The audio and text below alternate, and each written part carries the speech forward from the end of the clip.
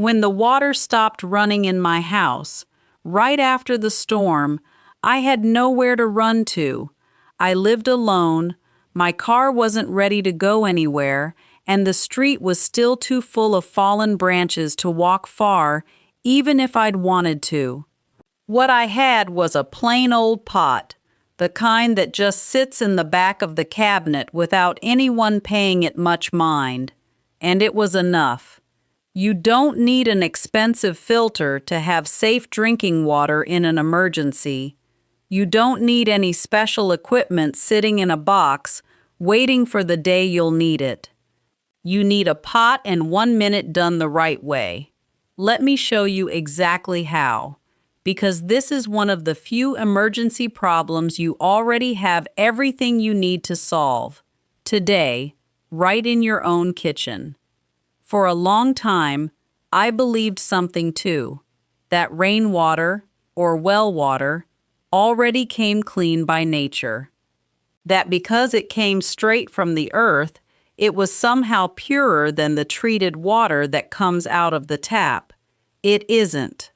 And that kind of belief is exactly what leaves us more exposed, not less, because we let our guard down at the very moment we most needed to stay alert.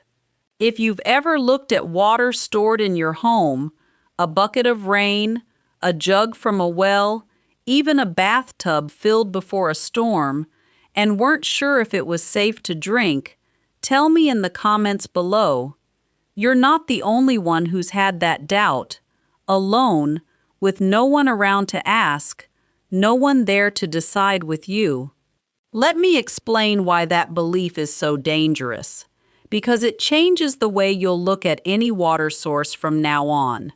Rainwater looks clean because it falls straight from the sky, with nothing in between. But it doesn't reach your bucket straight from the sky. It runs down the roof first, through the gutter, and that roof has dust that's built up, dry leaves, bits of branch, sometimes bird droppings, things that collect there for months because nobody climbs up to clean a gutter every month. All of that comes down with the rain. Well water is even more deceptive because it can look completely clear, no strange taste, no smell that would catch your attention, and still carry bacteria that only a lab test could ever detect.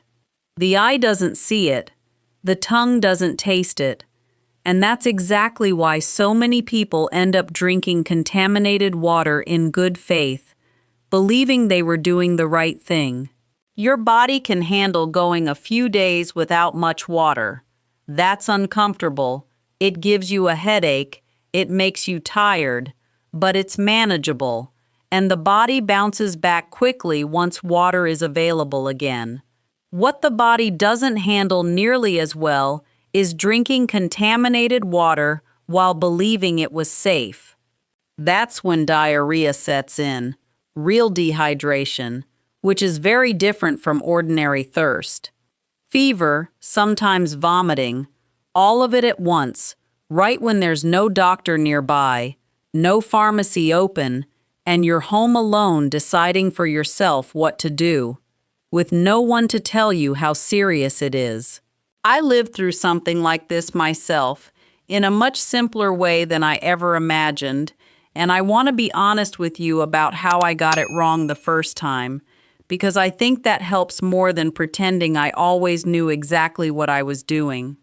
During my first winter storm without my husband, he always took care of things like that, the generator, the breaker box, those more practical parts of the house, and I'd never had to learn.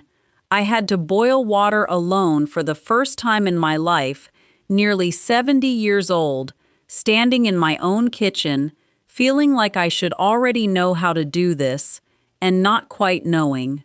And I got it wrong. I watched the first little bubbles rise along the side of the pot, those small, slow bubbles, and I turned off the stove, thinking that already counted as boiling. It doesn't. That's just water heating up, starting to react to the heat. It isn't a real boil. I only found that out later, looking it up, feeling a little embarrassed that I'd gotten it wrong without even realizing I had. If you never knew exactly how long to boil water, or thought, like I did, that any bubble already meant the job was done, you're not alone in that. I didn't know either, not until I had to learn it the hard way, alone, on a cold night, with no one to ask if I was doing it right. If you've ever been in a moment like that, having to decide on your own whether water was safe or not, with no real certainty either way, tell me in the comments. I read every single one, and it helps just knowing it isn't only you facing that kind of decision alone at home. Now let me walk you through the full method, step by step, the way that actually works, without skipping any part that makes a difference. First step, if the water looks cloudy, with visible particles, leaves, dirt, anything floating in it, strain it through a clean cloth, a piece of cotton fabric, or even a coffee filter before anything else. This doesn't purify the water.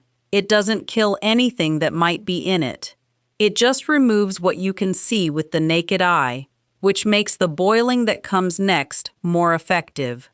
Second step, and this is exactly where most people get it wrong, the same way I did, put the water in a clean container, set it on the stove, and wait for a real boil, not those timid little bubbles along the side of the pot, but a strong, rolling boil, with big bubbles rising from the bottom, the water moving with real force, almost dancing inside the pot. Only once it's boiling hard, for real, do you start counting the time. Third step, count 1 full minute of a strong, rolling boil, without stopping the clock, without turning it off early. Just 1 minute. If you're at a normal altitude, close to sea level, which is where most people watching this live. If you're somewhere much higher, above 6,000 feet, extend that to 3 minutes, because water boils at a lower temperature up there. But for nearly everyone here, 60 seconds of a real hard boil is enough to kill what could make you sick. Bacteria, viruses, parasites. None of that survives a full minute of a true boil.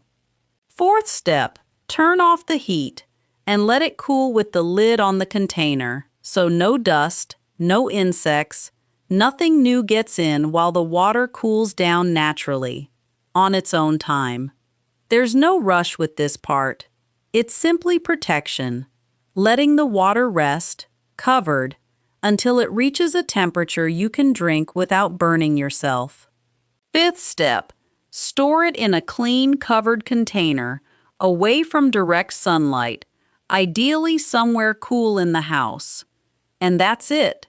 You've just done, in your own kitchen, with what you already had at home, exactly what an expensive filter would do sitting on a store shelf. If what I just described is something you've thought about at night, lying there alone, wondering what you'd actually do if the tap ran dry tomorrow morning, you don't have to keep carrying that alone. Water is only one piece of what brings you peace in an emergency. There's food, there's staying warm when the power's out, there's what to do in those first few days with no one nearby to help.